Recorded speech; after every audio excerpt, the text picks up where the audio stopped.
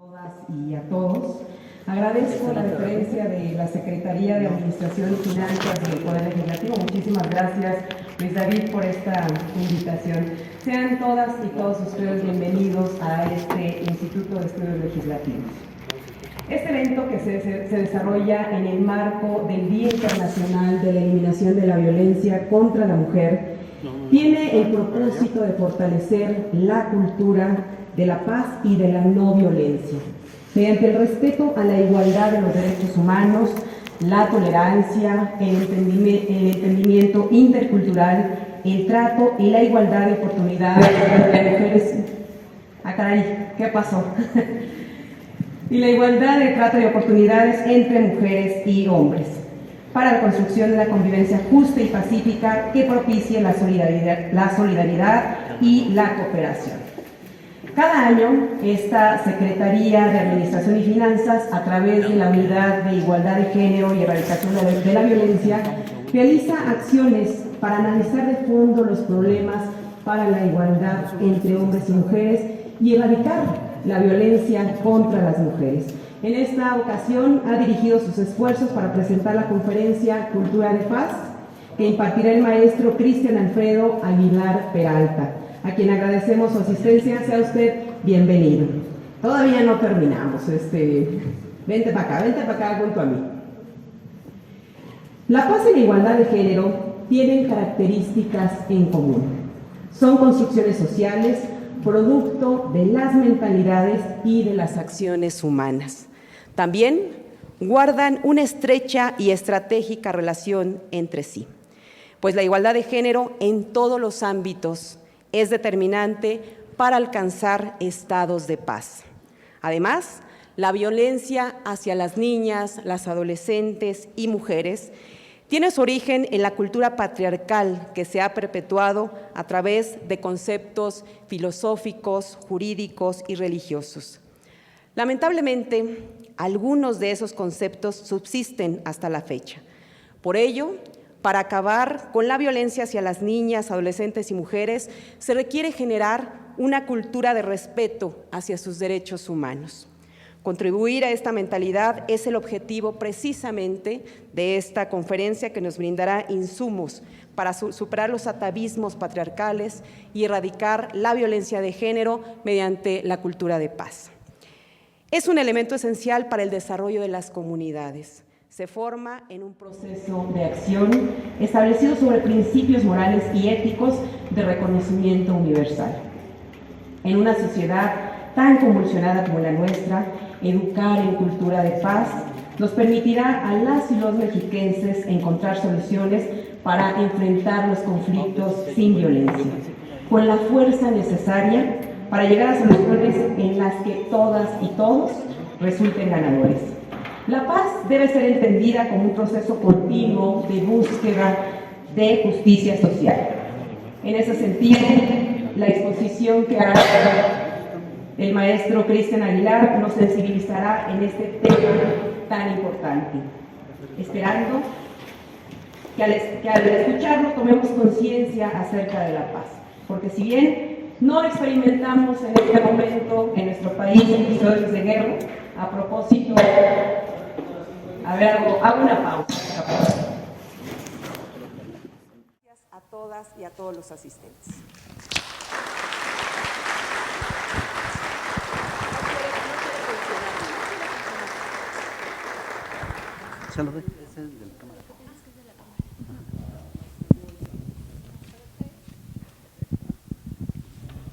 La paz no es solamente la ausencia de la guerra. Mientras haya pobreza, racismo, discriminación y exclusión, difícilmente podremos alcanzar un mundo de paz. Rigoberta Menchú. Y sin mayor preámbulo, les pido me permitan presentar a ustedes la ficha curricular de quien hoy nos distingue con su presencia y con su conferencia Cultura de Paz. El maestro en Filosofía Política por el Instituto Superior de la Concordia cursó la licenciatura en Antropología Social por la Universidad Autónoma del Estado de México, perito en Ciencias Agropolíticas por el Instituto Nacional de Antropología e Historia, estudiante de la especialidad en Derechos Humanos por la Comisión de Derechos Humanos en el Estado de México, certificaciones a nivel nacional en estándar de competencia, Capacitación presencial a servidoras y servidores públicos en y desde el enfoque de igualdad entre mujeres y hombres. Certificación en políticas públicas hacia la igualdad de género, diplomado en políticas públicas, diseño y proyectos sociales, derechos humanos, evaluación de programas y políticas públicas con perspectiva de género y gestión en desarrollo comunitario de la Suprema Corte y los derechos humanos. Tiene experiencia en la impartición de conferencias, cursos, talleres con enfoque de perspectiva de género y derechos humanos dirigidos a instancias federales, estatales y municipales. Ha sido invitado en programas de televisión, organizaciones no gubernamentales, así como diversas participaciones en congresos y coloquios nacionales e internacionales. Y políticas públicas. Sin mayor preámbulo, el maestro Cristian. Gracias.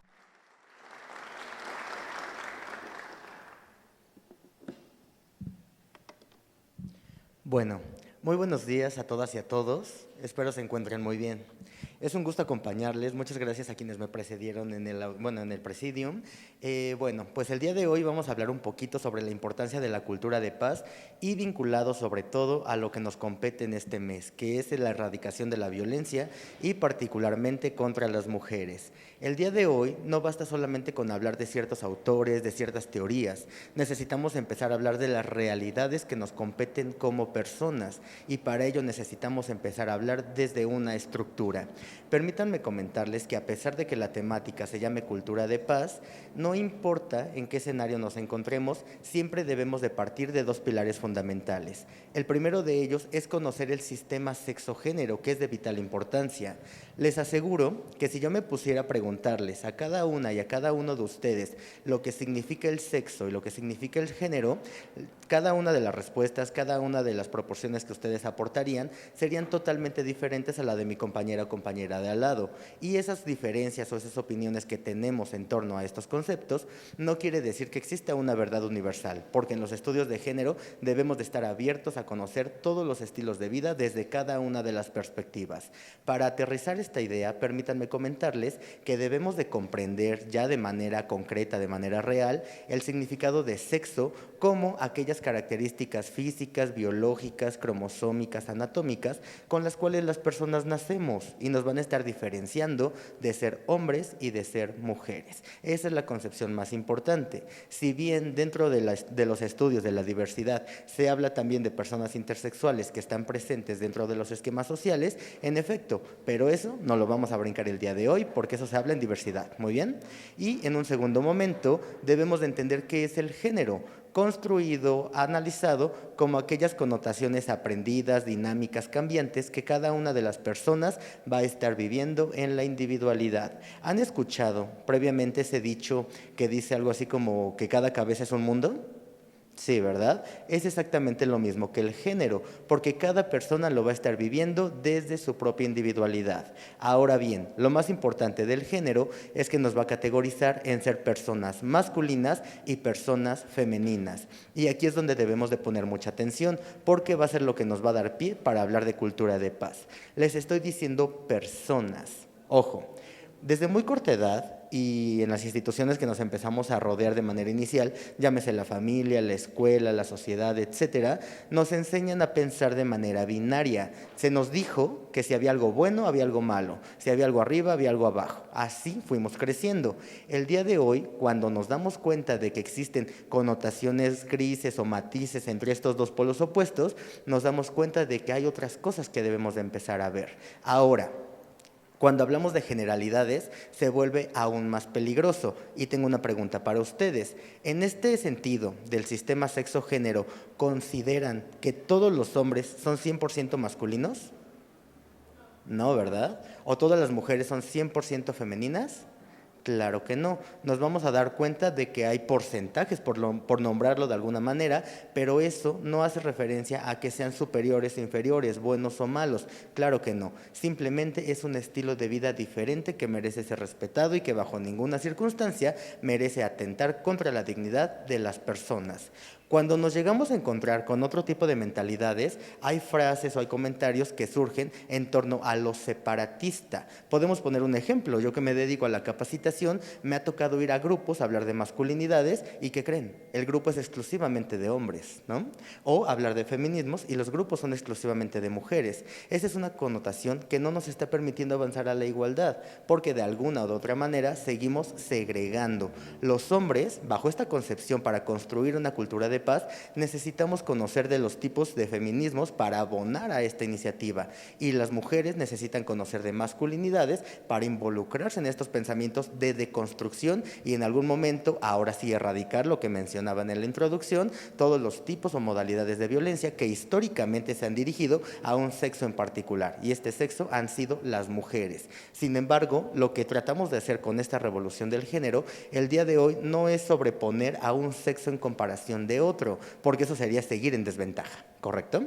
Deberíamos de empezar a iniciar una situación estructural en la cual todas las personas nos estemos beneficiando. Sin embargo, sigue habiendo connotaciones que no nos permiten avanzar. Y estas cuestiones no las digo yo, vienen a México, por hablar de nuestro espacio, instituciones de carácter internacional, como ONU Mujeres. Viene en el 2018 y empieza a hacer un estudio, un análisis, porque se preocupa de que México sigue teniendo altos índices de violencia, de desaparición forzada, de feminicidios, de crímenes de odio, terapias de conversión, lo que quieran, ¿no?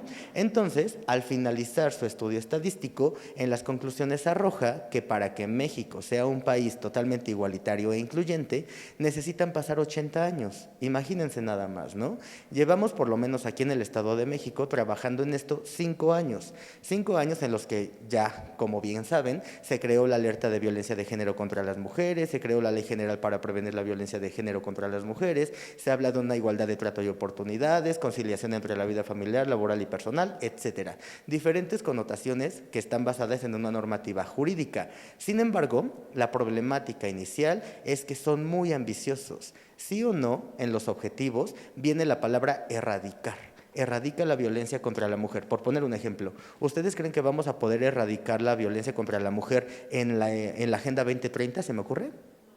Se vuelve muy complicado, porque hablar de erradicar la violencia contra la mujer es como si habláramos de erradicar el hambre mundial, ¿no? Entonces, imposible. Lo que sí podemos empezar a hacer ahorita y desde nuestros propios espacios es empezar a disminuir, sensibilizar, capacitar, menoscabar aquellas acciones que están dirigidas contra un grupo específico. Allí sí podemos empezar a incidir para que ahora sí, a largo plazo, hablemos de una erradicación. Ahorita todavía no se puede, pero eso no quiere decir que no estemos sumando esfuerzos, ¿no? Bueno, posterior a ello, no solamente ONU Mujeres hace este estudio, llega la CEPAL, otra institución de carácter internacional, a decir, bueno, vamos a ver si la ONU hizo bien su trabajo. Y para la CEPAL, en sus conclusiones se da cuenta de que no, y refuta lo que decían previamente, porque para esta institución, la CEPAL, dice que para que México sea totalmente igualitario e incluyente, necesitan pasar 130 años, ¿no? Le suma 50 a esta problemática, y entonces nos empezamos a cuestionar el por qué.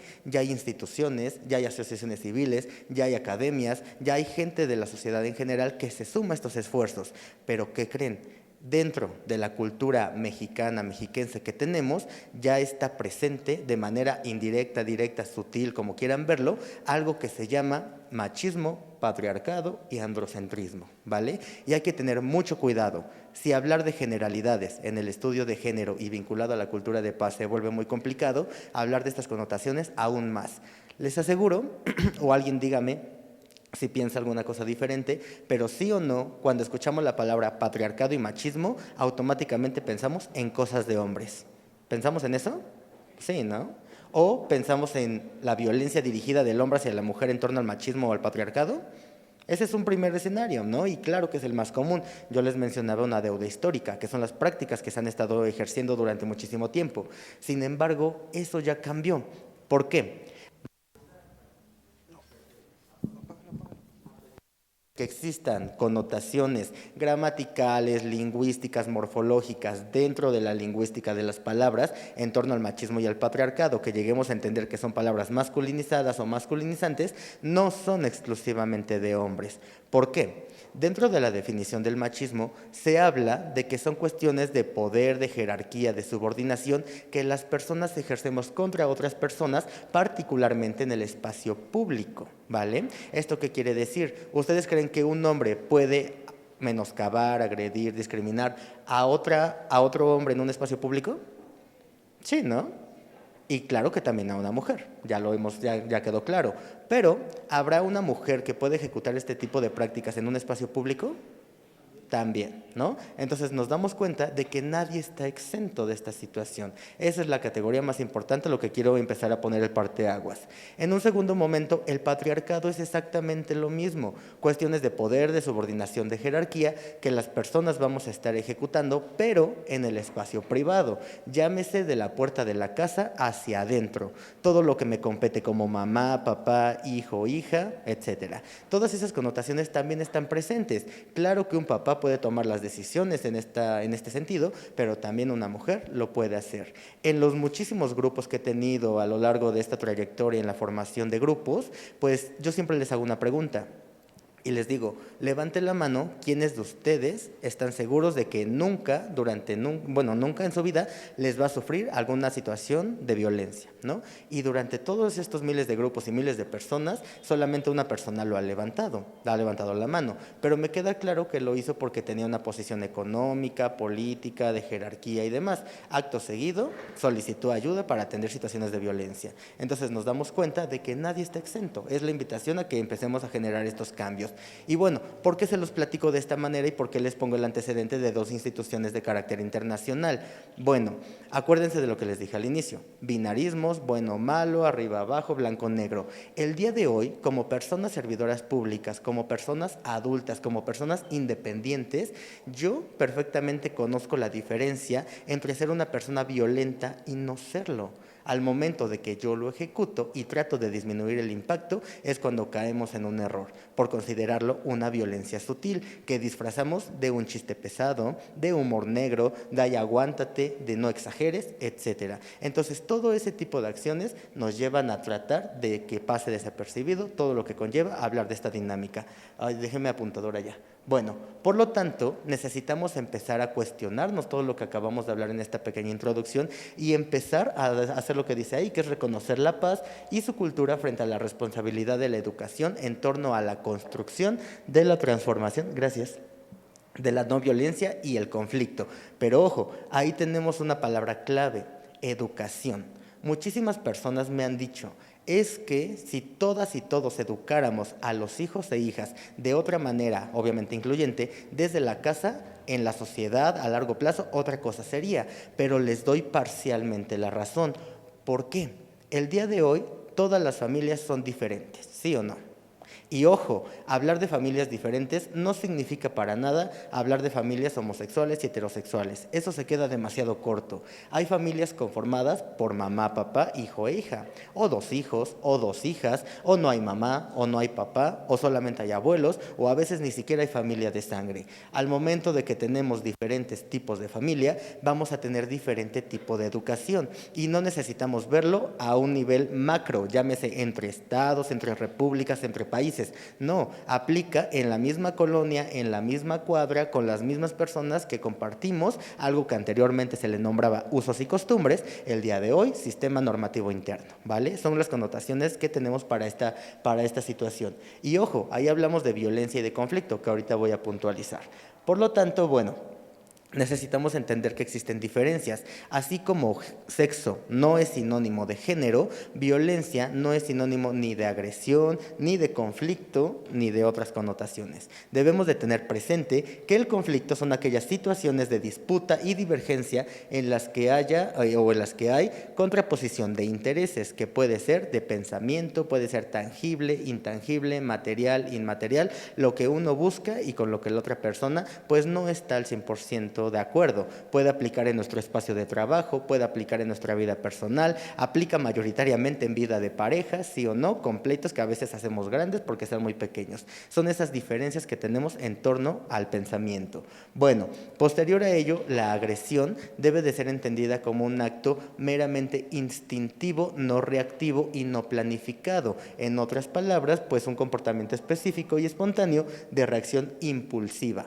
Ejemplo, yo me considero una persona no violenta, pero si llega alguien ahorita y me empuja mientras estoy hablando con ustedes y yo sin querer o sin pensarlo me volteo y le suelto un manotazo y le pego, no es violencia, es agresión, porque yo reaccioné ante un estímulo externo o tercero y sí, claro que cayó en la violencia, pero no fue planificada, ¿vale? Hay que tener una diferencia muy grande, a comparación de la violencia, que en esta ya se encuentra la intencionalidad, y en esta sí voy a puntualizar mucho, porque el uso intencional de la fuerza puede ser física, puede ser psicológica, ahorita lo vamos a ver, se puede obtener en grado de amenaza o en efecto contra uno mismo, contra otras personas, contra un grupo, contra una comunidad, que puede tener la intencionalidad de causar lesiones, muerte, daño psicológico, trastorno del desarrollo o privaciones. Ojo, hablar de violencia no solamente aprendernos esto, hay que ver lo que hay detrás. De acuerdo a la Ley General para Prevenir la Violencia de Género contra las Mujeres, aquí en el Estado de México nos encontramos con 5 tipos de violencia. La primera de ellas es la violencia física. Me parece que es la más común, me parece que es la que todas y todos llegamos a conocer o a ubicar de manera rápida. Si llega una persona con un rasguño, ¿será violencia física? Sí, ¿no? Si llega con un ojo morado, sin un pedazo de cabello, con golpes en el brazo, en el torso, me queda claro que es violencia física, en efecto. Pero, ¿qué pasa cuando la naturalizamos? ¿Han visto o han escuchado en la calle, en la escuela, hace muchos años quizás, el famosísimo chupetón? Sí, ¿no? Creo que es demasiado común escuchar eso. ¿Ustedes creen que el chupetón se encontrará dentro de la violencia física o es una muestra de amor?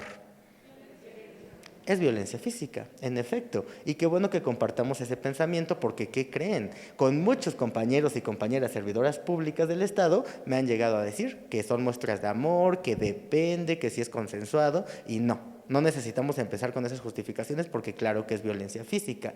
Y hablando de los niveles, hay 3. El primero de ellos es el tangible, el segundo de ellos es el verbal y el tercero de ellos es cuando se combina lo verbal con lo tangible, ¿vale? Hay que tener mucho cuidado. Ahora, ¿por qué les hago esta pregunta de que si el chupetón es violencia o amor? Bueno, en muchas ocasiones, el día de hoy se les conoce como novias y novios tóxicos, ¿verdad? Pero en muchas ocasiones, cuando empezamos a generar este tipo de prácticas, llega la sutileza y decimos, pues es que yo te hago un chupetón para demostrarte mi amor. No es cierto. Esto se pone en un estadio de plano simbólico interpretativo, en el cual el chupetón no solamente se queda en un espacio físico o de violencia física, sino que cuestiónense qué es lo que pensamos cada una de las personas cuando vemos a alguien con un chupetón. Esa persona deja de ser Sofía, Carla, Juanita para volverse la novia de, o la propiedad de, o la esposa de, ¿no? Entonces, todo eso tiene un doble sentido, una doble connotación y por eso se los pongo sobre la mesa, ¿vale?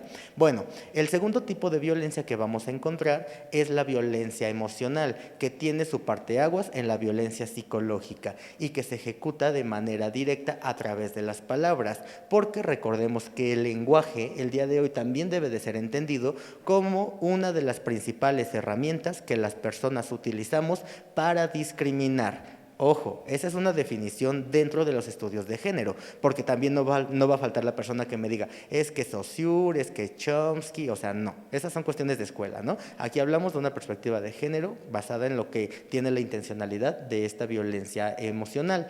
Ahora, es invisible, no podemos identificarla a primera vista.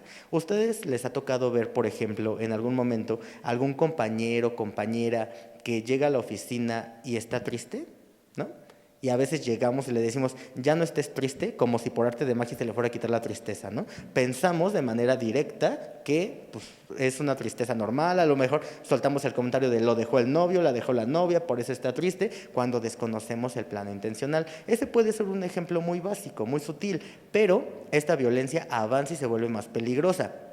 porque causa daño directo a las emociones de la persona. Ojo, si yo a un niño o niña de 5 o 6 años, desde esa corta edad, le digo, es que eres un tonto porque no sabes colorear, eres un tonto porque te saliste de la rayita, eres un tonto porque no me dijiste que teníamos que pasar a la papelería y demás, y durante todo el kinder, primaria y secundaria me la paso diciéndole que es tonto, tonto, tonto, ¿qué creen que va a pasar cuando ese niño acabe la secundaria y tenga que ingresar a una prepa? ¿Va a decir, yo quiero estudiar en tal bachillerato? ¿O va a decir, yo ya no quiero estudiar porque soy un tonto? ¿Qué va a decir? Mayoritariamente lo segundo, ¿no? Pero están de acuerdo que esa idea no la tenía el niño. Esa idea se la vendí yo como mamá, como papá, como hermano, como adulto, y el niño o la niña lo compró. Caemos en contra del discurso. Entonces, ¿por qué decimos hace rato que todo surge desde la familia? Si desde la familia estamos educando mal. ¿Se dan cuenta de este esquema? Es un círculo interminable en el cual seguimos echando la bolita, pero nunca asumimos nuestras propias responsabilidades. Así de peligroso es hablar de violencia emocional, ¿vale?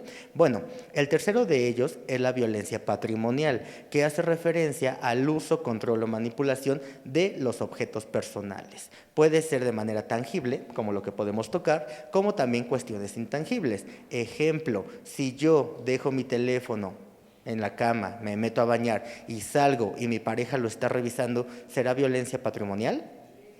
Claro, es violencia patrimonial porque nunca se dio el consentimiento para que ingresara al teléfono que es personal, ¿vale? Ocurre igual en otro ejemplo, si yo dejo mi computadora en la casa, regreso, la busco y mi mamá me dice es que se la presté a tu primo para que hiciera su tarea, ¿será violencia patrimonial? Y si me dice, pero se la prestó, al rato te la regresa, no te enojes, ¿sigue siendo violencia patrimonial? Sí, en efecto, porque nunca hubo un consentimiento, a pesar de que sea prestada, a pesar de que te la vayan a regresar, claro que sí, ¿vale? Ahora, si tu novio, espero que no pase aquí, ¿verdad? Pero si tu novio, novia, esposo, esposa te dicen, borra a tal persona de Facebook porque se la pasa dándote like, elimina a tal persona porque se la pasa comentando tus estados, bloquea a tal persona porque se la pasa dándote corazones en Instagram, ¿eso será violencia patrimonial? Pero es una red social. Claro, en efecto, nunca hay que dudarlo. Claro que es violencia patrimonial porque la cuenta es personal. Yo no voy por la vida prestando mis cuentas de redes sociales. Al momento de que una persona te obliga, te manipula para poder ejecutar este tipo de prácticas, claro que es violencia, ¿qué? Patrimonial, muy bien. Bueno, el cuarto de ellos es la violencia económica, que igual hace referencia al uso, control o manipulación, pero de los ingresos del hogar. Y esto se los voy a platicar con un ejemplo vivido. Bueno, en algún momento me tocó ir a una secretaría de Estado, no les voy a decir su nombre, claro está, pero al finalizar una temática de violencia, una servidora pública se acerca y me dice, oye, creo que sufro violencia patrimonial, entonces, perdón, económica. Entonces, al momento de preguntarle la razón del por qué lo asumía, pues resulta que su esposo trabajaba ahí. Su esposo tenía un puesto de titularidad, su esposo la mete a trabajar, ella firma contrato y en cuanto ingresa a la institución le dicen, bueno, pues ya firmaste, dame tu tarjeta, yo voy a administrar el dinero y pues aquí te doy tu gasto, ¿no? Porque ya eran esposos. Primer foco rojo. ¿Cómo te va a dar tu gasto de tu propia quincena, no? Bueno, desde ahí estábamos mal. Sí, claro, ¿no? Entonces, bueno, acto seguido, pues fue de ve, checa con tu esposo, pídele tu tarjeta, que te la dé y tú estés responsable. Si ya llevan 2, 3 años viviendo juntos, pues queden en cuanto va a aportar cada quien a su hogar, ¿no? Punto. Bueno, el esposo no le quiso dar la tarjeta, ella estuvo viviendo, les digo, esta situación 2, 3 años y ella recibía quincenalmente 2,000 pesos. No sabía cuánto ganaba porque su esposo también les firmaba los recibos de nómina. Bueno, le dije, no te preocupes, el esposo no le quiso dar la tarjeta, la mandamos al banco, la reportó, le cobraron 150 pesos y le dieron una tarjeta nueva, 10 minutos, ¿no? En ese proceso checó su saldo y su saldo estaba en ceros. Le dije, bueno, vete a recursos humanos, ahí sí o sí te dan tus talones de nómina desde el principio. Sacó la cuenta y resulta que el esposo le debía como 150,000 pesos. Cuando va y le dice, dame mis 150,000, le dice que los está invirtiendo, que los está ahorrando, que para qué los quiere, demás. Regresamos como al mes, a los 2 meses, no sé, y la servidora pública ya estaba en un proceso de divorcio. Resulta que esa decisión o ese macro no solamente se quedó en la violencia económica, resulta que el esposo, después de recibir la presión social, institucional, porque su institución le apoyó a la servidora pública, la familiar, porque se enteraron del chismecito, ¿no? Pues todo lo que conlleva el apoyo hacia esta servidora pública, el esposo por primera vez decidió decir la verdad. Y resulta que este servidor público estaba manteniendo otra familia con la mitad de la quincena de la esposa, ¿no?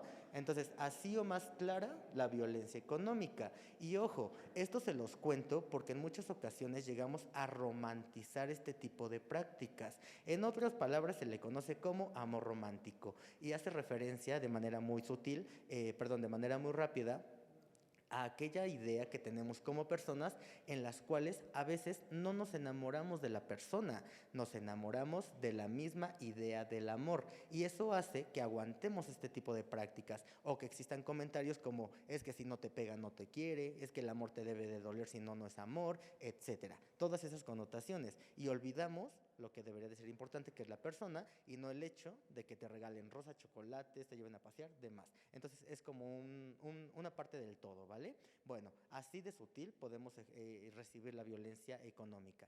Y bueno, la última de estas es la violencia sexual, tema aún más sensible, porque cuando hablamos de violencia sexual, claro que estamos atentando contra las cuestiones de cultura de paz, de dignidad humana, de respeto, de igualdad, de todo. Aquí se violenta todo, ¿vale? Y ojo, hablar de violencia sexual, claro que es hablar de violaciones. Y cuando hablamos de violación, les aseguro también que lo primero que pensamos es el hombre violador contra la mujer violada allá afuera en la calle. ¿O alguien piensa algo diferente? Creo que ese es el primer escenario, ¿no?, en el que nos podemos enfrentar cuando hablamos de una violación. Bueno, ¿cómo nos referimos? Desde el lenguaje, acuérdense lo que les decía, que lo utilizamos para discriminar. Sí o no, cuando nos enteramos de un caso de este tipo de acciones, preguntamos, ¿cómo se llama el violador?, ¿no? Luego, hay que analizar nuestras palabras, porque no todos los hombres son violadores. Deberíamos de empezar a cuestionarnos y decir cómo se llama la persona agresora, cómo se llama la persona que agredió sexualmente a tal persona, quitándole la carga genérica de hombres a esta cuestión, ¿vale? Desde ahí estamos mal. Bueno, yo les podría hablar de diferentes ejemplos en torno a la situación de la calle, en la cual una persona extraña abusa sexualmente de otra persona extraña, porque conozco muchos casos, pero eso creo que ya todas y todos lo tenemos claro sobre la mesa. Ahora les voy a platicar de 2 escenarios más, el noviazgo y el matrimonio, que también son prácticas muy permitidas. Ahora, si tú llevas 2, 3, 5 años con tu novia, con tu novio, y en alguna de esas tu pareja te obliga a tener relaciones sexuales, ¿será violencia sexual? Pero es tu novio y ya fue a tu casa, ya lo conocen tus papás, ya se fueron de viaje, ya se quedan a dormir. ¿Segura que es violación? Claro que sí, claro que sí, claro que sí. O sea, no lo duden, ya desde hace ratito se los dije. Así sea tu novio, así lo conozcan tus papás, así ya se quede en tu casa, claro que es violencia sexual porque no estás dando el consentimiento, ¿va? Ahora, en otro escenario, cuando te casas por la iglesia, por lo civil, por lo simbólico, por lo que quieras, pues se vuelve cotidiano tener relaciones sexuales. Si en alguna de esas no quieres y tu esposa, tu esposo te obligan, ¿será violencia sexual? Claro, y al esposo o a la esposa también se le denuncia bajo este escenario, ¿vale? Entonces, por eso necesitamos empezar a incidir, porque si nos metemos a INEGI, a diferentes indicadores que salen en ONU Mujeres también, en demás, nos vamos a encontrar con que este tipo de violencias no son denunciadas y no hay indicadores suficientes que permitan que incidamos desde la política pública a generar acciones que ahora sí disminuyan de manera real todo lo que conlleva hablar de los tipos de violencia. Los hombres no denunciamos un abuso sexual, las mujeres no denuncian al esposo abusador. Entonces son esquemas que debemos de empezar a romper. Y aquí es donde les hago una invitación, y creo que me estoy adelantando a las últimas diapositivas, en el cual debemos de dejar atrás una cultura del silencio para poder empezar a cambiarla por una cultura de la denuncia. Y ojo, hablar de cultura de la denuncia no significa ir a X dependencia todo el día sin comer para que ni me atiendan. No, empezar con una cultura de la denuncia significa alzar la voz en el momento en el cual veamos que se está atentando contra la dignidad de alguna persona en el espacio en el cual yo me estoy encontrando. Desde ahí surge toda esta iniciativa, para que ahora sí, a largo plazo, hablemos de lo que conlleva una cultura de paz, que ahorita vamos a ir viendo. Bueno, ¿alguna duda con los tipos de violencia, con agresión, con cuestiones de conflicto? ¿No? Bueno, se preguntarán, bueno, era una conferencia de violencia o de cultura de paz, ¿no? Pues, ¿qué creen? Para hablar de cultura de paz es necesario hablar de las violencias, es totalmente necesario, porque así como existe algo bueno, existe algo malo, y así como necesitamos comprender la esencia de las violencias para que desde una cultura de paz logremos pues incidir, ¿no? Bueno, el último de ellos, pues es lo que de alguna u otra manera ya se los he venido mencionando a través de estos ejemplos, son los espacios, son el desarrollo. Lo podemos encontrar en lo público, lo podemos encontrar en lo privado, lo podemos encontrar en lo individual o en lo colectivo. Cada una de estas cuestiones va a estar categorizada, o mejor dicho, de las violencias, van a estar categorizadas por diferentes factores, que en realidad son proporcionales, son sistémicas y son dirigidas. Cada una de las personas lo va a vivir de manera diferente. Yo no puedo llegar con mi mejor amigo o amiga y decirle, oye, es que me violentaron de manera física.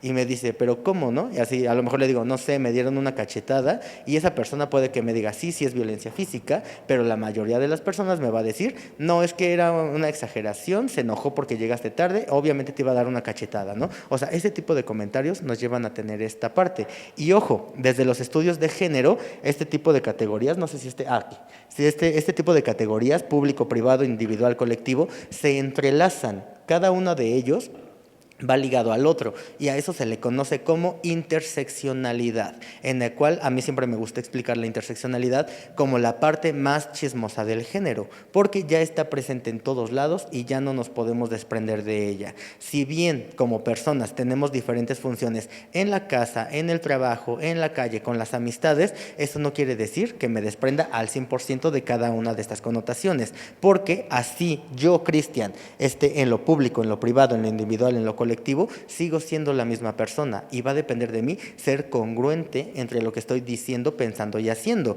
porque también invisibilizamos cierto apartado que pasa natural. Una persona puede ser muy comportada en lo público, pero en lo privado puede ser totalmente lo contrario, ¿no? Entonces esa es la idea, esa es la sinergia. Entonces, bueno, ahora, yo les hablaba hace ratito también de los niveles, de que no necesitamos hacer un comparativo entre repúblicas, estados, países, continentes, no, aplica también de cuadra a cuadra, vecinos, casa a casa, lo que quieran. Para ello, pues traemos este pequeño esquema, modo de resumen, en el cual debemos de entender lo micro como lo que está dentro y entre las personas, que puede ser un comparativo entre el dilema y la disputa, que se puede arreglar de manera sutil a través del diálogo. Desde los derechos humanos, esto se utiliza muchísimo, porque hay algo que se conoce como proceso de mediación y conciliación, en el cual el fin último no es generar una denuncia, no es encarcelar a alguien, no, sino es tratar de disminuir el impacto de manera asertiva. ¿A través de qué? Del diálogo, comunicándonos asertivamente y escuchando activamente. Puede ser un ejemplo muy rápido. El segundo de ellos es el meso, que aplica entre grupos sociales. Cuando hablamos de grupos sociales es prácticamente lo mismo que hablar de grupos en situación de vulnerabilidad. Y cuando hablamos de ese esquema, les aseguro que a la mente vienen 2, 3 que son como los más famositos, ¿no? Las personas que se identifican como mujeres feministas, las personas LGBT y las personas indígenas. Son como lo más tocado dentro de las situaciones de estos grupos. Sin embargo, estas situaciones siguen siendo particulares, porque las condicionantes que se tienen o los objetivos que se tienen para poder vivir en una sociedad igualitaria son completamente diferentes y necesitan ser atendidos desde sus propias particularidades.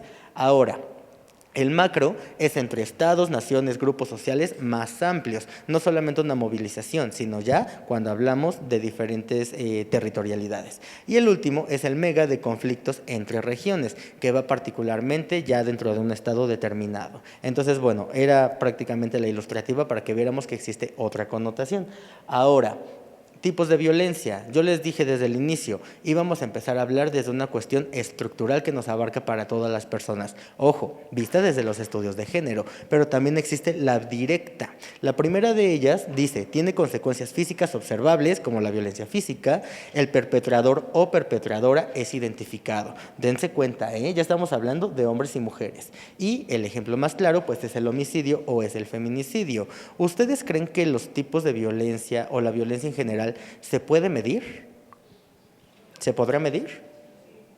¿Sí? ¿No? Ok. Por el número de ocasiones que la vivimos se puede medir, pues sí, hablando de una cuestión pues meramente cuantitativa, pero también hay otros elementos que nos ayudan a medirla de manera más rápida, como lo es el violentómetro, ¿vale? El violentómetro fue emitido por el Instituto Politécnico Nacional en el 2015 y en el 2015 tenía 31 niveles a modo de regla. Cada numerito iba subiendo la intensidad y por si no era suficiente hasta le ponían colores, ¿no? Si estabas en azul, estabas siendo parcialmente violentado o violentada. Ya si subías al rojo, pues ya era la máxima expresión, ¿no? Sin embargo, a partir del 2018 hubo una reestructuración y ya no hubo 31 niveles, se quedó en 30. ¿Ustedes cuál creen que sea el nivel 30 de la violencia? Así dicen feminicidio porque ya lo copiaron de aquí, ¿no? No es cierto. Pero en efecto, el nivel 31 o el nivel máximo es la muerte. ¿Vale? ¿Por qué? Porque pues ya está entrando contra el derecho humano más importante, que es el derecho a la vida. Si no tenemos vida, no hay nada que defender, no hay otros derechos que proteger, todo se queda en esa sinergia, ¿va? Bueno, y aquí tenemos palabras claves. ¿Ustedes saben la diferencia entre homicidio, femicidio, feminicidio y transfeminicidio? Son 4. Muchas veces nos quedamos con estos 2, pero son 4, ¿vale? Bueno, el femicidio hace referencia a la misoginia en el cual una persona le va a privar de la vida a una mujer por el hecho de ser mujer, ¿vale? Así de sencillo, es un femicidio. El feminicidio se vuelve o se transforma cuando no solamente basta con que sea mujer, sino que las condicionantes van a estar llenas o cargadas de odio, en el cual no me voy a conformar con privarte de la vida, sino que te voy a violentar física, emocional, a través de la tortura, a través de la privación, demás. Todo lo que ya sabemos que conlleva un feminicidio. Se vuelve transfeminicidio cuando también se priva de la vida a las mujeres trans, particularmente, ¿vale? Y es homicidio cuando la intencionalidad únicamente es quitar la vida y aplica para hombres y para mujeres, sin connotación de odio. Entonces, son particularidades que cada una de las personas debe de tener presentes. El día de hoy también se habla de la erradicación del feminicidio y demás, y sabemos de la importancia que tiene que estar. Y para eso tenemos la Agenda 2030 y para eso tenemos la alerta de violencia de género contra las mujeres, que también les mencionaba de manera muy rápida. Bueno, déjenme platicarles este escenario. La alerta de violencia de género contra las mujeres en el Estado de México fue emitida en el 2015 para 11 municipios. Posterior a ello, se dieron cuenta de que no estaba funcionando como debería y en el 2018 se lanzó una segunda declaratoria para 8 municipios. Entre estos 11 y 8 municipios, hay algunos que se empatan, como Toluca, Ecatepec, Chalco, demás, ¿vale? Bueno, el día de hoy, 2022, 4 años después, todavía no se han logrado los objetivos de esta alerta. ¿Por qué? ¿Ustedes consideran que las connotaciones sociales, económicas, políticas, con perspectiva de género, institucionales, las que quieran, son exactamente las mismas en Ecatepec que en Toluca? No. Son totalmente diferentes. Seremos del mismo estado, ¿no? Pero son diferentes municipios. Ahora, ahí está la problemática. ¿Cómo queremos, con un solo indicador, que es esta alerta, erradicar las cuestiones del feminicidio, porque ahí se tocan, en diferentes puntos, cuando las condicionantes son totalmente diferentes? El día de hoy, que es la última actualización, en Toluca hay mayor número de desaparición forzada y en Ecatepec mayor número de feminicidio, ¿no? Entonces, son diferentes problemáticas que merecen ser atendidas de manera diferente. No podemos seguir cayendo en estas cuestiones, ¿va? Bueno, la segunda de ellas es la estructural, que a mí es la con la que más me gusta trabajar. Dice, deriva de la funcionalidad de la operatividad de las instituciones, que por lo regular se dan a través de la omisión. ¿Qué quiere decir? Que el día de hoy todas las instituciones ya sí o sí están involucradas. Muchas veces podemos llegar a decir, ay, es que esas cuestiones de género que las atiendan allá, ¿no? La Secretaría de las Mujeres, la Fiscalía de Género, los centros de justicia, la SEAVEM, pero no es cierto.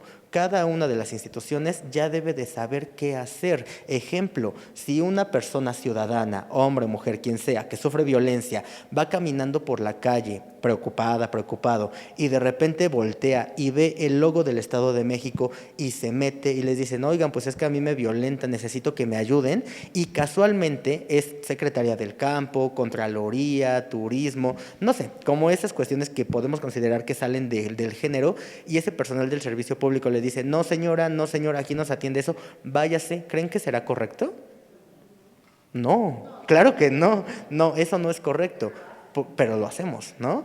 Y nos canalizan, así como de váyase al centro, a lo mejor allá le ayudan, demás. A ver, no importa en qué dependencia, qué funciones tengamos, bajo qué nivel estatal estemos, no importa. Todas las personas, nos dediquemos a lo que nos dediquemos, lo mínimo que tenemos que hacer para la ciudadanía, por el hecho de ser servidoras y servidores públicos, es saber canalizarles. En todas las instituciones ya hay una unidad de género. Si tú no le puedes atender, nada te quita llevarla a tu unidad de género para que tu unidad de género canalice con las instituciones correspondientes. Entonces es parte de la invitación, por eso está en la estructura, porque muchas veces nos omitimos, como tal dice ahí, las funcionalidades y nos limitamos a lo que nos corresponde, cuando lo que nos corresponde es atender a la ciudadanía en general, ¿va? Bueno, el perpetrador o perpetradora no es identificable, hablamos de la sutileza, y el último ejemplo, que es la violencia institucional, que ahorita ya les puse el ejemplo, ¿no? Y bueno, la última es la cultural. ¿A través de qué? De ideas, creencias que legitiman la violencia directa y estructural. Yo les decía, han escuchado hablar de los usos y costumbres. Ya les dije que el día de hoy se les nombra, ¿cómo? Se los dije al inicio.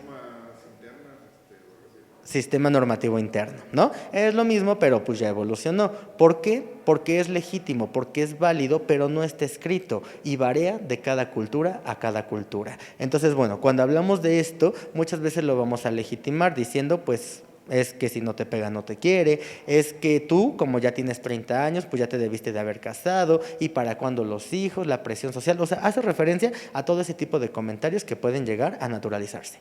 El perpetrador o perpetradora no es consciente y podría ser quien ejerce o vive la violencia. Las sutilezas también que yo les mencionaba, de el humor negro, es que no exageres, es lo mismo. Y el último ejemplo, sexismo en los medios de comunicación y redes sociales. ¿A qué hace referencia el sexismo? ¿Alguien sabe? ¿No? Bueno, es muy fácil de entender. El sexismo debe de ser entendido como la objetualización de la corporalidad, mayoritariamente de las mujeres, para obtener un beneficio, el que sea, ¿vale? Mayoritariamente puede ser sexual, físico, económico, etcétera. ¿Y por qué vinculamos los medios de comunicación? No sé si se acuerden ustedes que por aquellos 2015, 2016, había un comercial famosísimo de la cerveza Tecate famosísima, en el cual salía la mujer bronceada, alta, rubia, demás, en la playa, sudando, jugando voleibol, y al final tu cerveza bien fría y decía Tecate, por ti. ¿Te acuerdas? ¿Se acuerdan? Ese es un claro ejemplo de esto, en el cual a través de los medios de comunicación objetualizamos la corporalidad de una mujer para obtener un beneficio, que en este caso pues era la venta del producto. Hace referencia a eso, ¿va? Bueno, ahora sí, ¿qué pasa? Después de hablar con todas estas cuestiones, pues, de violencia, mayoritariamente negativas, pero que son cuestiones que vivimos, debemos de empezar a incorporar esto, que es una declaratoria de paz. Y la UNESCO nos dice que, bueno, en la segunda conferencia general, que fue la 29ª, que se celebró en París el 29 de octubre del 97, se declaró la paz como un derecho humano. Imagínense, ¿no? Apenas llevamos con esto 24 años, pero ¿cuánto de ello hemos empezado a incorporar la perspectiva? Yo no me acuerdo que en mi primaria, secundaria, en mi especialidad, en la maestría de nada, nos hayan dicho esto, ¿no? O sea, a mí no me lo enseñaron, yo lo aprendí por otros lados, pero si a una persona que se involucra, que se mete, desconoce la información, imagínense quienes no tienen el acceso a pues tener este tipo de prácticas o de actividades, ¿no? Bueno, hablando de las conferencias internacionales, para poder hablar desde la perspectiva de género, se crearon cuatro conferencias internacionales. La primera fue en México, en el 75. La segunda fue en Copenhague, en Beijing y en Nairobi, repartida en 20 años después. La última fue en el 93. Entonces, bueno, imagínense. Yo cuando les platico estos datos de las conferencias internacionales, uno dice, entonces, ¿cómo? Si la primera fue en México, en el 75, y se habló de género, ¿por qué México sigue siendo de los últimos países en verse beneficiado en estos esquemas? Ya hablamos del patriarcado, ¿no? Ya hablamos del machismo, ya hablamos de las resistencias, ya hablamos de los tipos y modalidades, ya hablamos de la estructura. Todo eso no permite que nos desarrollemos plenamente y, querramos o no, agarramos esquemas de otras instituciones, particularmente los de Inglaterra, que son como los que nos apropiamos por identificarnos como tal. Bueno, ahora, cuando hablamos del derecho humano, de la paz como el derecho humano, también debemos de entender que hay otras normativas que ya están presentes, como el artículo 1 constitucional, que bueno, dice: todo ser humano tiene derecho a la paz, por ser inherente a su dignidad de persona humana, los estados deben de garantizar la aplicación de este derecho sin discriminación. Obviamente está basado en la normativa de derechos humanos, porque si hablamos del primero constitucional, que es el que marca la Constitución Política de los Estados Unidos Mexicanos, habla particularmente de la discriminación por clase, edad, etnia, demás, ¿no? El segundo de ellos es que debemos de contribuir al mantenimiento y construcción de la paz, así como prevención de los conflictos, promoviendo y fomentando la justicia social. Pero ojo, la justicia social no vista desde lo formal, porque no faltará, ¿verdad?, el abogado o abogada que me diga: es que la justicia es la constante y perpetua voluntad de darle a cada quien lo que le corresponde. Eso el día de hoy ya quedó rebasado, porque desde esta visión de género y de cultura de paz, ya no basta con que nos aprendamos eso. Basta con que nos empecemos a cuestionar quién decide darle a cada quien lo que le corresponde y por qué. Si hablamos de diferencia entre los sexos, ¿quién lo ha ejecutado? Y creo que la respuesta histórica es: los hombres sobre ¿quiénes?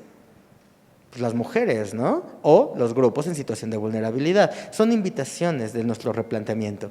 Y el último hace un llamado a los individuos y a los estados para fomentar la cultura de paz, pero fomentarla como el derecho humano, a través de lo que ya hemos visto. Y bueno, dice: en una sociedad pacífica se tiene acceso a otros derechos, como la libertad, la igualdad en dignidad, de derechos, de seguridad personal, reconocimiento de su personalidad jurídica, salud, no discriminación, persecución de la inocencia, educación, circular libremente, injurias arbitrarias de la vida personal o familiar, vivienda, alimentación, entre otros. ¿Ustedes creen que todas las personas gozamos de todos los derechos por igual?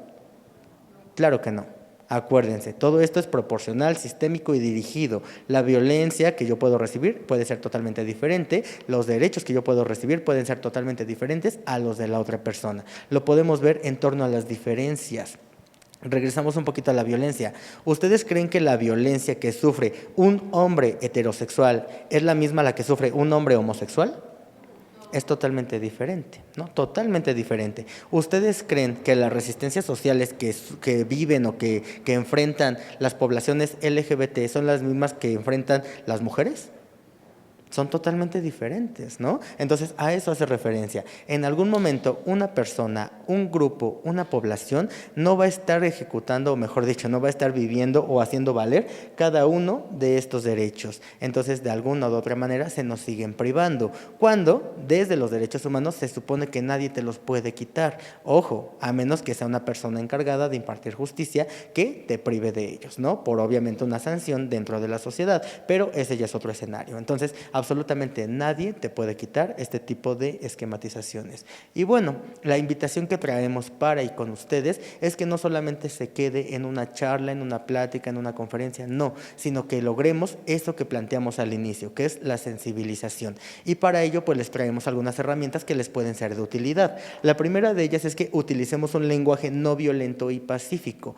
Claro que está presente en las bases de la comunicación no sexista, del lenguaje igualitario. Si tienen dudas, pues pueden consultar el manual de comunicación no sexista de InMujeres, tiene muchísimos ejemplos, se los recomiendo muchísimo, ¿no?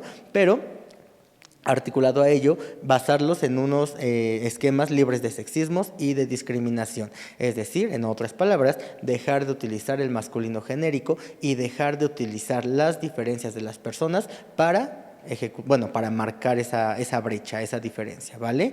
Y bueno, el segundo de ellos, incluir la visión de paz en la formulación e implementación de políticas públicas. Se habla de este tipo de prácticas que todavía no están legitimadas, pero que ya se están tomando esfuerzo. Hace muchísimo tiempo, me acuerdo, que cuando se hablaba de perspectiva de género, se veía como algo imposible o como algo totalmente innecesario. El día de hoy, la perspectiva de género ya es algo real, algo que ya tenemos presente. Posterior a ello, llega la cultura de paz. ¿Saben quién es el principal representante de la cultura de paz en México? ¿No? Bueno, se llama Johann Galtung. Entonces, si ustedes tienen la oportunidad, búsquenlo, lean sus libros, lean sus artículos. Él habla solamente sobre esta temática de cultura de paz y les va a abrir otro panorama para que veamos que es necesario. Johann Galtung. Y bueno, así como es necesario entablar la perspectiva de género en la cultura de paz, el día de hoy se habla de incorporar una nueva perspectiva y se llama perspectiva de los cuidados. ¿Han escuchado hablar de ella? ¿No? ¿Cómo creen? Si ya es una obligación prácticamente, esa sí está regulada, ¿va? Bueno, la perspectiva de los cuidados surge por lo que nos vino a traer la contingencia. No solamente fue un encierro, no solamente fue ponte a trabajar desde casa, no. La contingencia también nos vino a enseñarnos que las personas, hombres y mujeres, nos involucramos en actividades de cuidado. Y así como las mujeres se les ha inclinado esta parte del cuidado, de la atención, los hombres también lo podemos hacer. Y el cuidar no solamente significa cuidar a otra persona, sino cuidarnos a nosotros mismos, cuidar una planta, cuidar animales, cuidar nuestro entorno con base en este esquema. Entonces, es una iniciativa nueva que se está plasmando y que lleva mucha fuerza. Ahorita ya se están dando cursos justamente, ¿no? Entonces, bueno. Y el último de ellos, promover la empatía a través de la sororidad y la masculinidad incluyente. La sororidad no es lo mismo que la solidaridad. La solidaridad va a hacer referencia a aquel acto empático, sensible, de atención que debemos de tener para y con las personas. Y la sororidad es prácticamente lo mismo, pero resumido en alianzas exclusivamente entre mujeres, ¿vale? En el cual la mujer, claro que es un grupo en situación de vulnerabilidad, claro que merece el reconocimiento, pero no se puede hacer solo, ¿verdad? Entonces necesitan forjarse alianzas para que esto sea posible. Y bueno, ustedes cuestiónense cuál es el compromiso que tienen para ir con esta charla de cultura de paz y cuál es la propuesta que ustedes van a empezar a plasmar en su actuar cotidiano, ¿vale? A mí, por lo regular, no me gusta traer diapositivas, no me gusta ejecutar este tipo de prácticas, pero creo que la naturaleza del tema lo amerita, porque para muchas personas es desconocida la información, entonces creo que está muy bien empezar a articularlo así. Y bueno, pues para cerrar nos encontramos con algo que nos aplica aquí, ¿verdad? Que es la paz laboral. Bueno, las instituciones tienen la responsabilidad de dar cumplimiento al derecho a la paz, tanto en prácticas cotidianas como en los bienes y servicios que se ofrecen, es decir, aplicado, interseccional, transversal en todo momento. Y bueno, una institución que promueve la cultura de paz aplica la no violencia y trasciende los conflictos al interior, es decir, que sabe qué hacer, sabe cómo articular, sabe cómo menoscabar todo este tipo de prácticas y cuenta con la normatividad orientada a prevenir, detectar y sancionar la violencia. En otras palabras, ya deberíamos de tenerlo claro, porque deberíamos de saber en dónde está la unidad de género, cómo está conformada la unidad de género, quién puede acudir a la unidad de género, qué métodos puedo utilizar, a dónde puedo canalizar y demás. Pero no se preocupen, hoy no venimos a aprendernos todo esto. Si ustedes necesitan incorporar esto al interior de la institución, les recomiendo que descarguen la aplicación Red Naranja del Estado de México. Con esa pueden empezar a incidir en los espacios y en las funciones de cada uno de esta particularidad, ¿va? Y bueno, pues ya finalizamos con esto la presentación y bueno, pues yo para cerrar, siempre me gusta cerrar con una frase que me gusta mucho de una activista, colega, filósofa que se llama Judith Butler. Ella dice que no importa cuál sea la libertad por la que luchemos, debe de ser una libertad basada en la igualdad. Y si se percataron, el discurso que yo les traigo no es de favorecer a hombres, no es de favorecer a mujeres, no es de decir, mira, pobre grupo en situación de vulnerabilidad. A ver, no, estamos hablando de dejar de esquematizarnos, de dejar de ser separatistas y empezar a vernos no como hombres, no como mujeres, como personas. Y una vez que lo logremos, ya vamos a tener de manera directa la perspectiva de género. Como bien lo debemos de saber, el día de hoy, la perspectiva de género es una nueva forma de ver y analizar la realidad de las personas, pero esa realidad ya debe de ser igualitaria y ya debe de ser incluyente, ¿vale? Entonces, bueno, si tienen alguna duda, con muchísima confianza, qué buen grupo, yo me voy muy satisfecho y muchísimas gracias.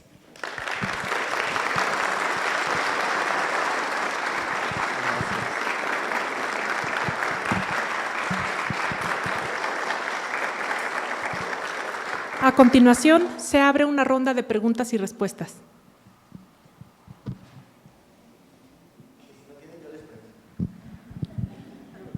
¿Sí?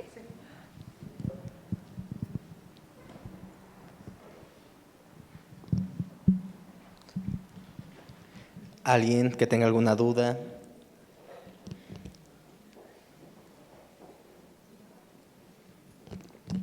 ¿Les crees que aprendieron todo? Yo creo que aprendieron todo. Claro, adelante. Cuando tienes, digamos, la posibilidad de educar en un ámbito familiar, pues las estructuras familiares, como lo comentabas al inicio, no son iguales ni similares, incluso a veces son muy distintas entre unas y otras, aunque tengan las mismas características, ¿no? Aunque sean del mismo, dos papás, papá y mamá, o sea, aunque sean las mismas, las características directas de cada familia pues varían muchísimo, ¿no? ¿Qué pasa cuando en una familia hay puros niños, por ejemplo, hombres en la educación familiar? A los hijos le vas a educar a puros hombres y cambia mucho cuando hay una familia en donde hay una niña y un niño, por ejemplo, ¿no? La educación tiene que ser muy distinta porque por naturaleza el hombre es competitivo, trae un instinto de competencia entre ellos. Entonces, ¿qué pasa? ¿Cómo puedes disminuir ese sentido de competencia para que no se fomente entre ellos esta parte de ser mejor uno que otro, sino que se mantenga también un aspecto de igualdad dentro de la familia, sin que afectes su parte masculina, ¿no? que naturalmente traen, ¿no? Gracias. Bueno, pues fíjense qué interesante, ¿no? Porque regresamos un poquito al esquema de sexo-género, pero lo podemos aterrizar en algo que se llama roles y estereotipos. Bueno, para empezar es muy complicado porque la educación no debe de ser para los hijos e hijas, debe de ser para las personas responsables de familia. Desde ahí hay un esquema muy grande. Cuando tratamos de incorporar estas nuevas visiones o estas perspectivas o este sentido de deconstrucción, la gente, así sea el papá más respetuoso, la mamá más respetuosa, claro que va a tener resistencias, porque su abuelita no educó así a su mamá no la educó así y considera que es su obligación educar a su hijo e hija de la misma manera que ella recibió la educación, cuando los tiempos ya cambiaron. Y cuando hablamos de tiempos ya cambiaron, no es necesariamente en temporalidad de años, sino también de mentalidades. El día de hoy muchas personas dicen, es que las generaciones ya vienen más despiertas, y en efecto, para ello necesitamos empezar a adquirir la perspectiva nosotras y nosotros. Culpar a los niños sería como seguir echándole la bolita a los demás en vez de asumir lo que nos toca, ¿va? Y bueno, qué bueno que nos pones este planteamiento porque me hiciste recordar una pequeña historia del cómo justamente nos vamos relacionando. Bueno, si es un espacio totalmente masculinizado en el cual son puros niños dentro del hogar, podemos llegar a asumir que las connotaciones van a ser de rudeza, de toma de decisión y demás, pero eso no es correcto, porque hay algo bien simple, ¿no? Y lo mencionabas también, los hombres son, ¿cómo dijiste? ¿Traviesos por naturaleza o competitivos por naturaleza? Es como si dijéramos que los hombres son violentos por naturaleza, y eso no es cierto, porque recordemos que la fuerza está basada en una característica biológica y a pesar de ello también está basada en una característica del género, porque se aprende y se desarrolla, digamos que es binaria. A partir de aquí, la fuerza puede ser un factor que sí está determinado por los sexos, pero que se desarrolla con base en el género, porque por ejemplo yo conozco a mujeres que son más fuertes que yo, ¿no? Entonces ahí queremos encontrar el discurso. O en el caso de la violencia, que es totalmente aprendida. Si yo justifico o voy por la vida diciendo, es que todos los hombres son violentos por naturaleza, también estamos cayendo en un error, porque yo les dije hace rato, yo como persona adulta perfectamente conozco la diferencia entre ser violento y no serlo. Si lo justifico con la naturaleza, estamos cayendo en un problema, ¿no? Y bueno, ahora, la parte más sencilla para terminar de responder tu pregunta es justamente tratar a todos de manera igualitaria. Si nace un niño y si nace una niña, yo como papá el día de hoy o como mamá, ¿cómo lo estoy tratando? ¿Sí o no? Si nace un niño es como, vente campeón y lo cargamos y demás. Si empieza a una niña a llorar y la cargamos es como, vente princesa, no hagas esto y nadie haga ruido porque la van a despertar. Lo hacemos. La construcción está en la mentalidad de los responsables de familia, en el cual seguimos perpetuando la idea de que la niña es frágil y débil y el hombre debe de ser rudo y fuerte. Entonces desde ahí hay un esquema muy muy grande. Si avanzamos y seguimos creciendo con todos estos esquemas, no solamente se van a quedar desde el nacimiento, porque están desde antes, ¿no? Cuando la mujer está embarazada, se hace el ultrasonido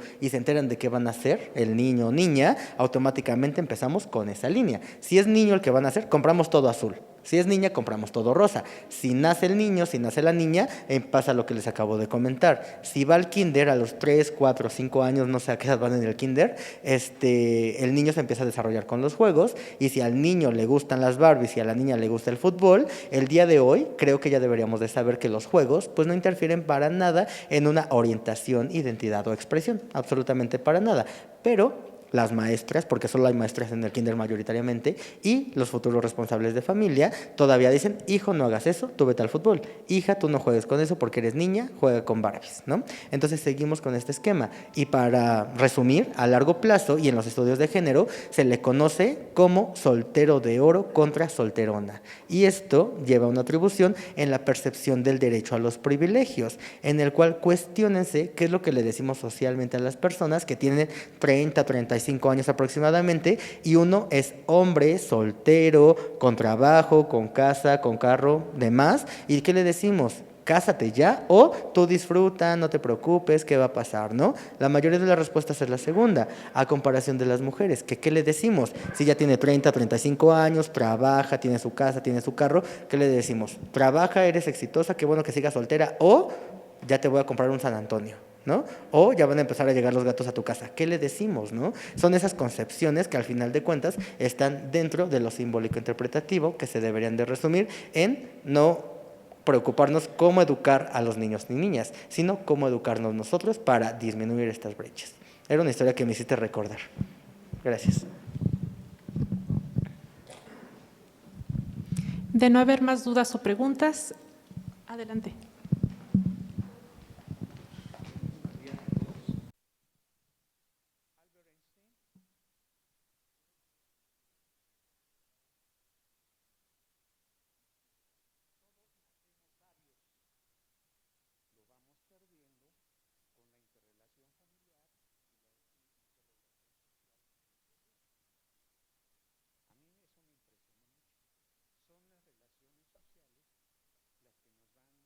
Conformando, y va de pasar genios, llegamos a ser hasta mediocres, ¿sí? Y la compañera decía competencia. La competencia la crea la sociedad. Lo vemos en la escuela, ¿no? Hay que competir para ser el mejor alumno, ¿sí? Y ya todos, todos lo hemos vivido así, en vez de una educación de colaboración. Ahora, la educación es básica. Nomás veamos nuestro grado de educación, comparémoslo con Japón, y ahí se ven las diferencias, ¿no? De 400%, del 500%, ¿no? Y por eso son muy diferentes, ¿no? Es la educación. Y a mí me preocupa mucho, por ejemplo, ver a mujercitas de hoy hablando un lenguaje masculino, grosero de mi época, grosero, lépero. Y uno dice, pues, es la educación, ¿no? ¿Y desde dónde viene? Pues desde su origen, ¿no? La familia, la escuela, las relaciones sociales. A muchos gobiernos no les interesa que tengamos un pueblo educado, porque cambian muchas cosas, ¿no? Bueno, nada más, son comentarios y son opiniones. Gracias.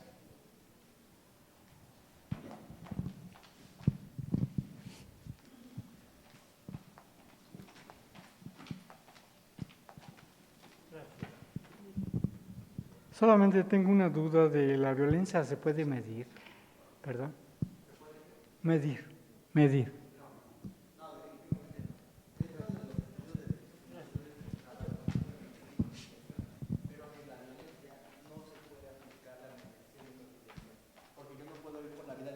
Hoy te voy a medio violentar. No aplica de esa manera. Entonces hay factores que se quedan fuera de, como este tipo de tipos y modalidades de violencia. No se puede mediar. Perdón.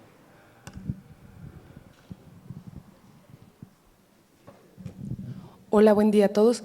Maestro, a mí me gustaría que me regalara algunos ejemplos de nuevas masculinidades y cómo ir deconstruyendo también estas masculinidades con las que hemos ido creciendo, que aceptamos, ya sea hombres y mujeres, y que validamos, pero pues que estamos conscientes que también nosotras como mujeres hemos sido de las primeras promotoras del machismo. Gracias. Gracias. Bueno, primero atendiendo el comentario del compañero, nos decía algo de Albert Einstein, ¿no? Bueno, pues él también decía que a cada acción corresponde una reacción igual y en sentido contrario. Si la interpretamos desde la perspectiva de género, pues nos vamos a dar cuenta de que todo va a ser recíproco en lo que estamos ejecutando. Entonces, por eso necesitamos, como bien decía, pues partir sí desde una concepción de educación inicial, desde una concepción individual en torno a este sentido, pero también escuchando los demás estilos de vida, para no caer en ese prejuzgar, prejuzgar o emitir esos juicios de valor que mayoritariamente son negativos, ¿no? Le comentaba al compañero que la situación de violencia absolutamente no se puede mediar, no puedo ir por la vida diciendo te voy a medio violentar, te voy a medio pegar, te voy a medio castigar, o sea, no, la violencia no se media, es o es, ¿va? Y lo que atiende la compañera, pues nos salimos un poquito de la dinámica, pero pues es muy importante también aterrizar este esquema.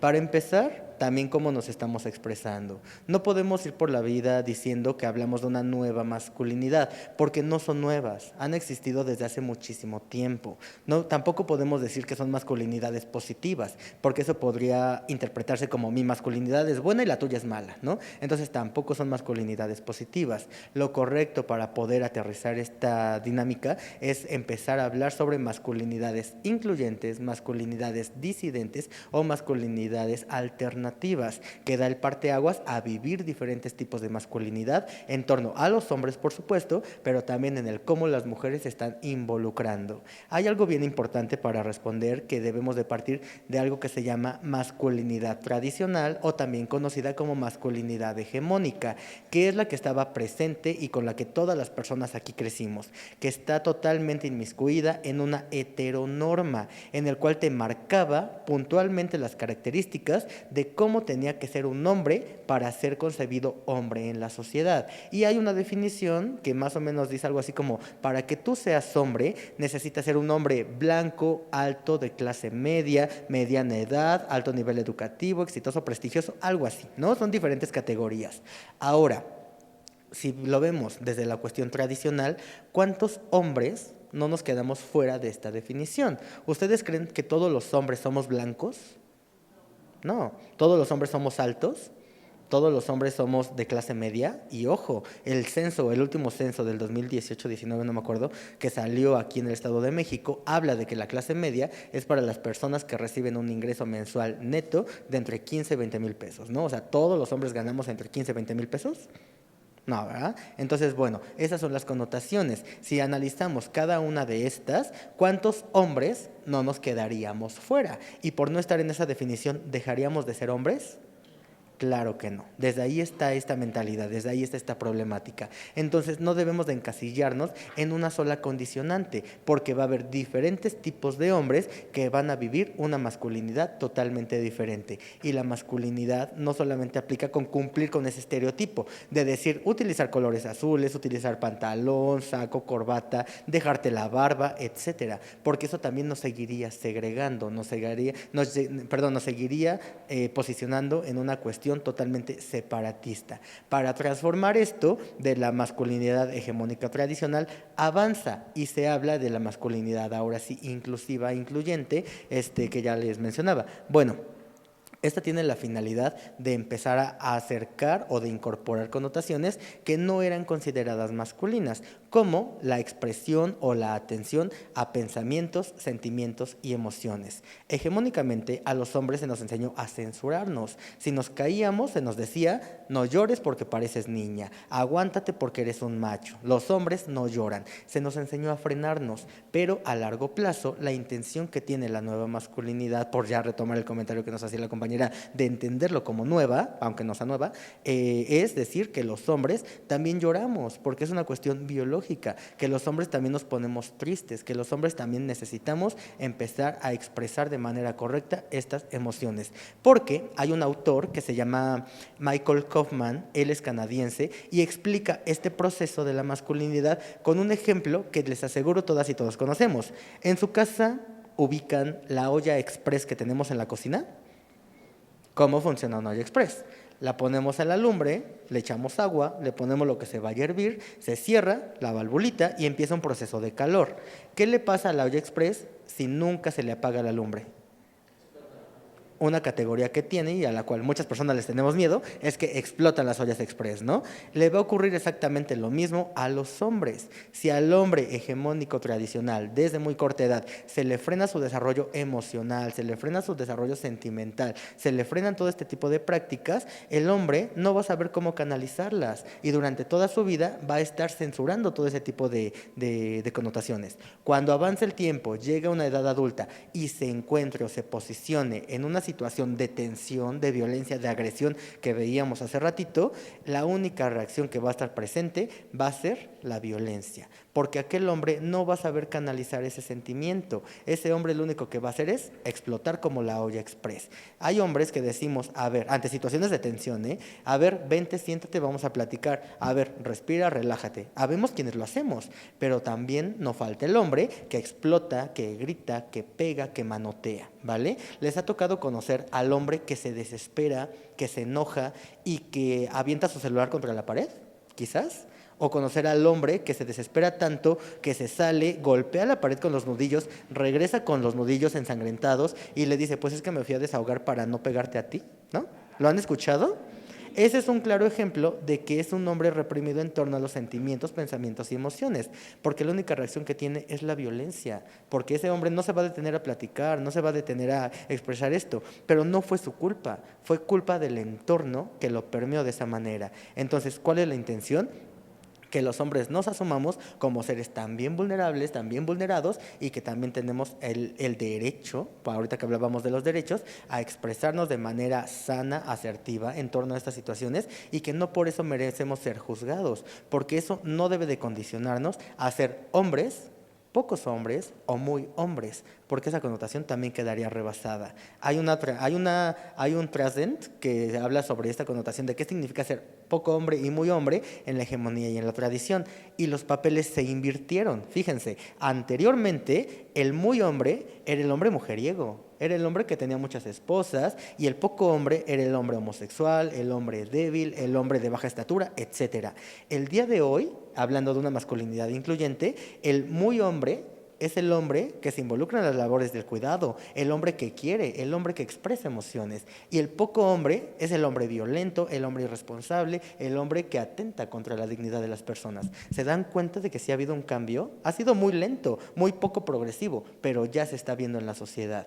Y ojo, también para cerrar la participación, hay un comparativo. No podemos hablar de que es cada cierto tiempo, en cada momento, en cada lugar determinado, porque cada persona, y como bien se los decía hace rato, lo vamos a estar viviendo de manera diferente. Pero eso sí, puntualmente en la masculinidad sufre cambios. La masculinidad de 1950 a la del año 2000 sufrió cambios, y cambios muy impresionantes, cambios revolucionarios. Del 2000 al 2018, la masculinidad claro que sufrió cambios. La contingencia en 3 años, les aseguro que para muchos hombres hubo una deconstrucción de la masculinidad, porque los hombres que considerábamos cosas banales, cosas sutiles, cosas irrelevantes de la casa, al estar presentes todos los días, nos dimos cuenta de que no es tan fácil. No es tan fácil asear a las mascotas todos los días, no es tan fácil mantener un baño limpio, no es tan fácil tender la cama todos los días, nos harta, ¿no? Entonces, todas esas cuestiones llegaron a ponernos la cabeza sobre la tierra, bueno, los pies sobre la tierra.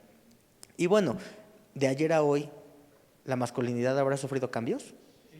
Claro, incluso de minuto a minuto la masculinidad sufre cambios. Y entonces la invitación es, no nos quedemos con un solo esquema, porque yo les dije, no traigo una verdad universal, no traigo una imposición, yo les traigo las ideas que debemos de empezar a adquirir poco a poco y a su ritmo para ahora sí hablar de deconstrucciones con base en la cultura de paz. Y el comentario final, ¿no? Si tenemos masculinidades asertivas, masculinidades conscientes, claro que va a haber una cultura de paz, porque nos vamos a dejar de estar peleando hombres con hombres y aún más, hombres contra mujeres, ¿va? Entonces es como parte de un todo, que espero haber respondido.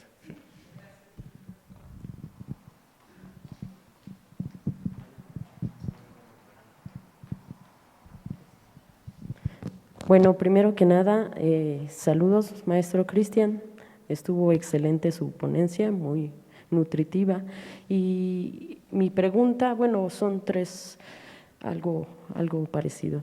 En primera sería, ¿usted considera que la denuncia de las violencias, fomentar esa cultura, de alguna manera ayudará a crear un ambiente de paz en nuestro área laboral. Si es así, ¿cuál sería el organismo o primera instancia a donde podemos acudir cuando sentimos que estamos siendo violentados? Y tercero, yo aquí quisiera agregar que así como en la ONU es realmente una prioridad el que se haga el ejercicio y práctica de la igualdad, de la no violencia, pues yo creo que sería muy importante que en cada una de nuestras dependencias se siga haciendo este tipo de dinámicas para que sea nuestra obligación fomentar en nuestras áreas de trabajo la igualdad y pues este tipo de situaciones que ahora pues debemos de ver como una prioridad. Gracias.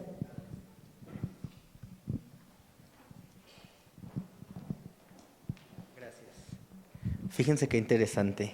Bueno, respondiendo a la primera pregunta, sí, claro que es necesario empezar a generar una cultura de la denuncia para empezar a generar cambios que incidan en las relaciones sociales, sobre todo cuando hablamos de espacios institucionales. Y bueno, posterior a ello, cuando llegamos a desconocer las instancias en las cuales nos pueden ayudar, no necesitamos complicarnos la vida, porque recordemos, ya vimos un poquito sobre la interseccionalidad y cada una de las dependencias, no importa cuáles sean las funciones, necesita canalizar a su gente o necesita canalizar a las personas ciudadanas que lleguen a solicitar la ayuda. La primera instancia que podemos encontrar dentro de la primera área que podemos encontrar dentro de las instituciones es la unidad de género. Si no hay unidad de género, podemos encontrar el comité de ética, si no el comité de acoso y hostigamiento o la unidad jurídica. Cualquiera de ellas tiene la obligación puntual de darle seguimiento y de empezar a generar una denuncia. Ojo, las unidades de género no pueden como tal levantar la denuncia a pesar de que esté conformada por un psicólogo, psicóloga, trabajador, trabajadora social o abogado, abogada. No se puede. Lo que sí se puede es levantar el acta correspondiente para canalizar a la institución encargada. Por ejemplo, la Secretaría de las Mujeres no impartimos justicia. La Secretaría de las Mujeres nos quedamos únicamente en la sensibilización, pero eso también implica saber a dónde acudir. Por eso les decía hace rato, descarguen la aplicación Red Naranja en sus teléfonos y allí van a encontrar el catálogo de todas las instituciones con todas las direcciones de todos los teléfonos que están disponibles para atender casos de violencia. Los más cercanos es la Fiscalía de Género, es el Centro de Justicia para Mujeres, la Comisión Ejecutiva de Atención a Víctimas, que está en Paseo de los Cisnes, esquina Torres Tecnológico y bueno, demás, ¿no?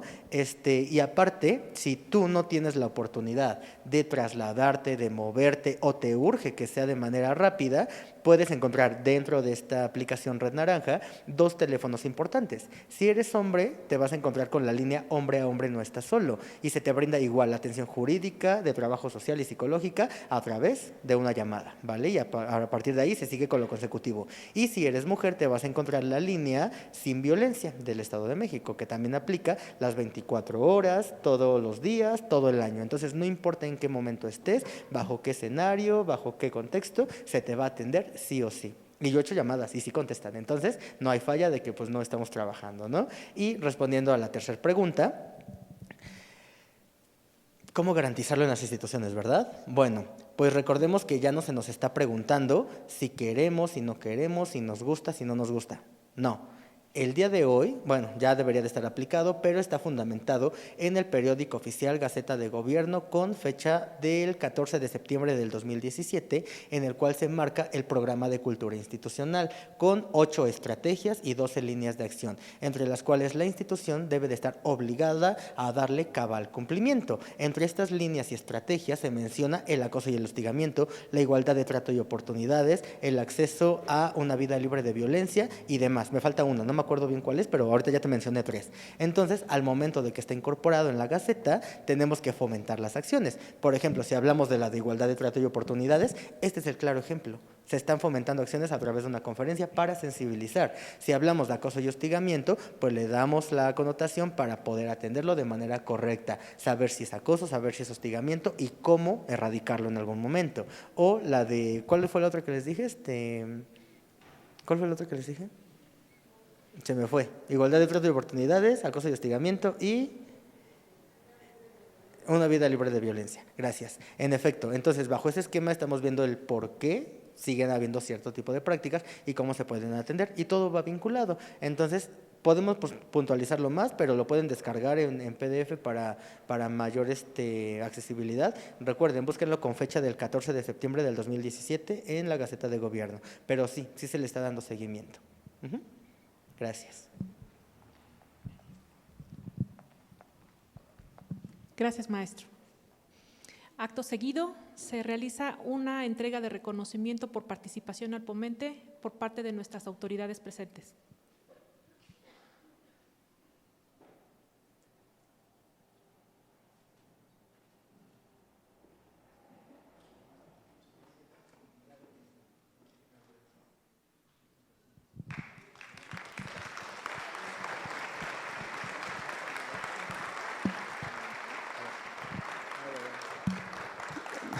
Muchas gracias a todos por los que están aquí. La sugerencia y la petición es que esta plática de la que fuimos parte no se quede solo en nosotros, sino que la podamos transmitir a nuestros compañeros de labor. Necesitamos concientizar el hecho de que por ninguna circunstancia, aunque como ya lo dijo el maestro en chistes, que está mal, en humor negro, a veces por ahí lo disimulamos o lo queremos justificar. Necesitamos cambiarnos el chip de que no es correcto. Desafortunadamente sigue ocurriendo, yo mismo lo sigo haciendo, pero necesito cambiarme el chip de que el que se haga, el que en algunas veces se ha generalizado, no necesariamente es correcto. Entonces, repito, llevémonos este mensaje que acabamos de recibir para ir sensibilizándolo. Justo lo dijo el maestro, no va a ser de la noche a la mañana, pero como dicen, pues dando un paso a la vez, podemos ir avanzando en la ruta que queremos. Les agradecemos mucho, le agradecemos al maestro su participación, a Diana que organizó este evento, a todos quienes, todos quienes participamos en esta circunstancia. Les agradecemos su participación y repito, ayúdenos a socializar el mensaje. No lo vamos a cambiar de la noche a la mañana, pero es no empezar nunca, ¿no? Muchas gracias.